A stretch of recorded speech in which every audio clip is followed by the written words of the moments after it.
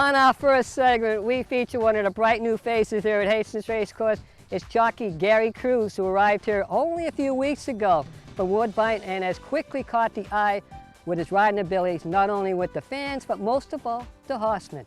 He has now moved up the jockey ranks. Here's Garry's story. I wanted to be a jockey from the age of 3. That's pretty much when I decided from then. I never changed my mind on that. I began riding ponies. I did all the usual childhood activities, show jumping, fox hunting, and I went to work for a stable in Newmarket in England when I was 14 years old during my Easter and summer holidays from school, where I was a groom and learned to ride thoroughbreds on their gallops, as they call them. I did that for 2 years until I was 16, which was my first job, where I went to England, where I was contracted to a trainer to become a stable lad / apprentice, as they call it over there. Do I detect a little brogue there? A little, yeah. Born and raised in Fife, Scotland, just outside St Andrews. Grew up there, and my parents and brothers are still there today. Before you came here, where were you riding? Before I came here, I was riding for 3 seasons at Woodbine in Ontario.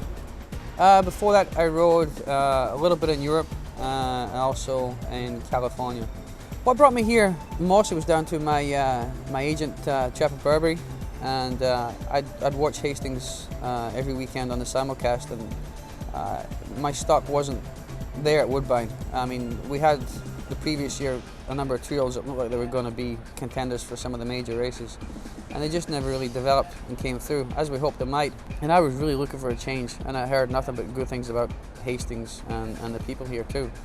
And my wife suggested to me that I get in touch with Travis and take it from there. And things developed more or less in a matter of 2 weeks from that point. And it was pretty much a case of I booked a flight, and the next weekend I was here. How long was it before you brought your wife Jennifer out? 8 weeks on my own, until Jennifer just arrived last week, so she's been here 2 weeks now. This is 2 weeks today. Does she like the races? She loves the races. Jennifer was raised around the racetrack both of her lives. When you look at your stats, you see you've been there's about 4 years lacking.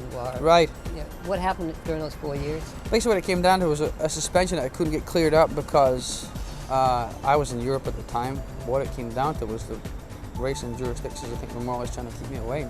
And I was out of racing for about 2 years. And that was awful.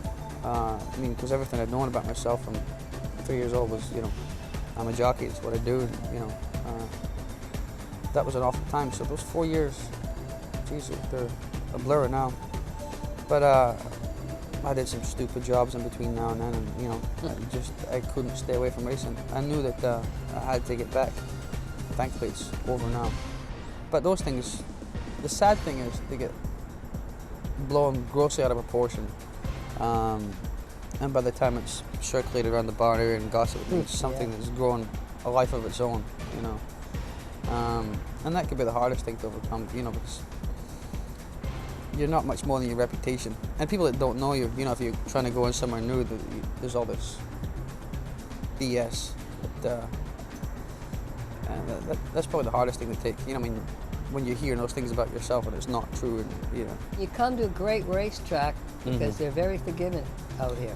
It's it unbelievable. is. I mean, it seems that the only thing that, and rightly so, people are concerned with is what you can do on the track. I mean, it's the one thing I love about this place. It's a beautiful place to live. This felt like home pretty much the first day that Travis brought me out here. What about the size of the racetrack when you first get here and you see, wow, this is small? That was a concern because I've been riding, like I said, on just a regular mile track for 3.5 years. I wondered how I was going to take to it, but this track is so very well set up that it's almost like you don't notice a difference. One thing that you're obviously aware of is that horses have to be maybe a little closer. You have to be, with being such a short stretch here. But the track is so well set up. In that respect, I didn't find it any different to ride. I mean, you know yourself and being a rider, if you've got horse, that's really what it's all about. You can put them in a position where they can be competitive. You got here 2 months after meet started. Pretty much, yeah. How important was it for you to get off to a good start? Oh, it was key. Again, it comes down to having a good agent and good trainers who are willing to put me on. At that point of the season, a lot of stables are set with the riders that they want to use, and you know, it's obviously very hard to to shift riders who are, you know, working for stables and winning races and being competitive. But we managed to get lucky and get on some live horses, which helped. I mean, it was everything. Were you surprised at the good start that you achieved? It's what I hoped would happen, and when you have it in your mind that, you know, how you hope things are going to go, you know, if I work hard at this and, you know, maybe I have a bit of talent, things will go well for me. And everybody's been very, very receptive to me here and willing to put you on live horses. Very grateful for that. What's nice is the riders, your peers in the jocks room, Yeah, great bunch of they guys. approve of your riding. They're a great bunch of guys here. There's no animosity or bad feeling at all. When you come in to a lot of other tracks, you know, it's like, who's a new guy, you know, he's taking our business. Whereas here, everybody's been nothing but accepting, friendly, and, you know, good luck, you know, and that's again another thing that's made me feel at home here straight away. And it's the older established riders too, you know, Pedro, Fuentes. I mean, these are great guys, you know. Fernando, I mean, they've made me feel like I've been here all my life, it seems. There's one race that stands out in our minds as far as to showcase your talent. That would be the BC Cup Day endurance race. You rode a horse called Lenny. Looks good. Right. Just run us briefly through that race, because it's a pretty good ride.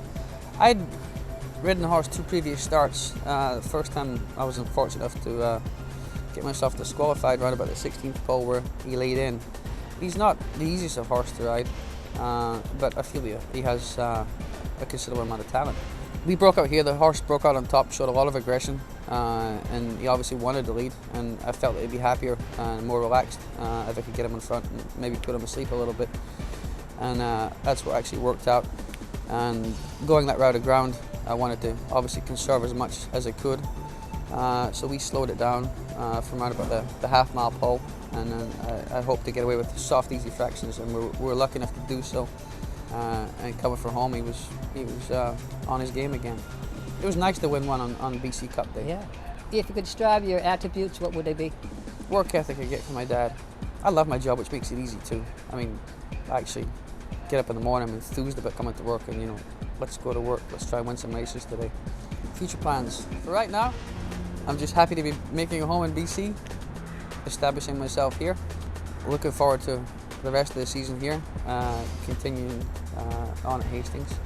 Thanks for doing this. Thank you. Thanks for having me.